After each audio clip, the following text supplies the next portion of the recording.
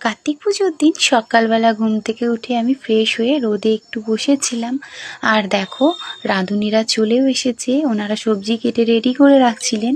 আর তারপরে চলে এসেছে ডেকোরেটাসের মাল, চেয়ার টেবিল থেকে শুরু করে সমস্ত কিছু। আর এগুলো ওই মাসি ধুয়ে ধুয়ে পরিষ্কার করে রাখছিলেন।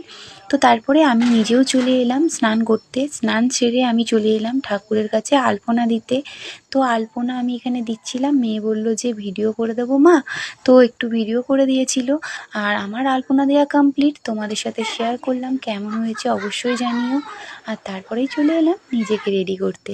আর পুজো মানেই তো শাড়ি, শাড়ি না পরলে পুজোতে একদমই মানায় না, যার কারণে শাড়ি আমি পরে ফেলেছি আর রেডিও হয়ে গেছি। আর রেডি হয়ে ঠাকুর ঘরে এসে বসেছিলাম। আর চুলটা আমার ভেজা ছিল, যার কারণে আমি খুলে রেখেছিলাম, পরে আমি ওটা ক্লেচার দিয়ে দিয়েছিলাম।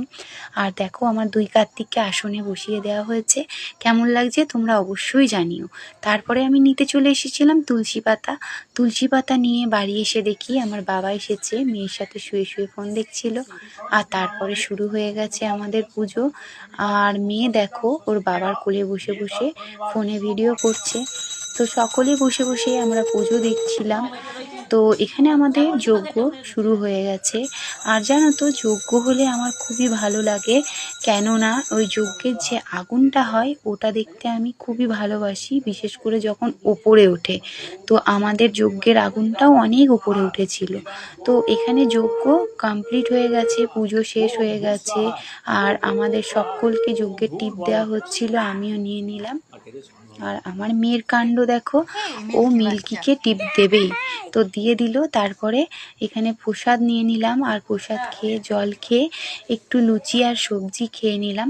তো খেয়ে আমি চলে গেলাম দাদা ভাইদের বাড়িতে, কেননা দাদা ভাইদেরও আজকে উদযাপন। তো সকলে বসে বসে এখানে পুজো দেখছিল, আমিও চলে গেলাম আর বসে পড়লাম পুজো দেখতে, ঠাকুরকে প্রণাম করে নিলাম।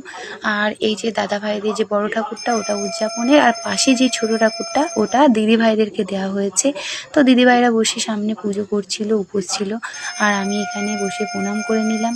আর এদের সাথে করছিলাম ভিডিও, ওরা ভাবছে ফটো তুলছি, যাই হোক। তারপরে আমি নিচে নেমে চলে এলাম, এসে দেখছি যে খিচুড়ি হবে, যার কারণে সব রেডি করে রাখছিল। আর খিচুড়ি বসিয়েও দিয়েছিল। তো তারপরে এখানে পায়েসটা রেডি হয়ে গেছে, পায়েসটা আমি একটু দেখিয়ে দিলাম। আর সবজিও রেডি হয়ে গেছে। আর সবজিটা এই যে রেডি হয়ে গেছে, এখানে বেগনি হবে, যার কারণে বেসনটাও রেডি করে রেখেছে। আর চাটনিটাও হয়ে গেছে। এইসব দেখে আমি চলে এলাম বাড়ি। বাড়ি এসে সন্ধে দেব, যার কারণে চলে এলাম।